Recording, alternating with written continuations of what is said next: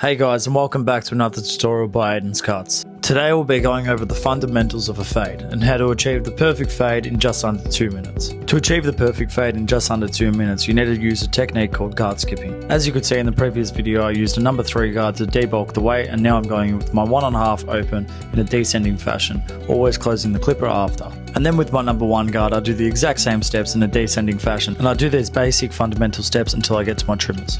Then you want to make sure everything is skinned out for a nice bald finish. This next step, in my opinion, if you are a beginner barber, is the most important step. This is the 0.5. You want to make sure you're doing about half an inch above the 0 line, and when doing this line, make sure you follow the same silhouette as the 0 line that you put in previous. Once you've finished this step, you go on to the next part, which will be closing the clipper all the way, flicking out that bottom line. To finalise the fade, I put the 1 guard back on and flick out any excess weight I can see using the corner of the blade. And then I go straight in with my 0.5 guard, doing the exact same thing.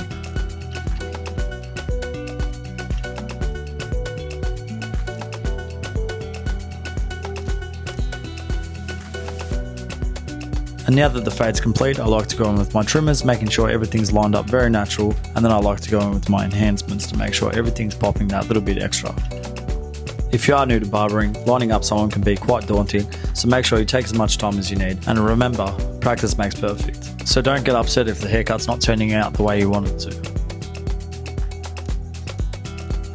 Once you have applied the enhancements, you want to make sure everything's completed with the razor finish. Our last step to complete this short fading tutorial is to apply the right product for the right hair. So make sure you guys do a little bit of research into what products you're using on different customers, because this texture powder really does suit this client's head. If you guys are enjoying these shorter format videos, please let me know in the comment section below and let me know what you guys want to see next.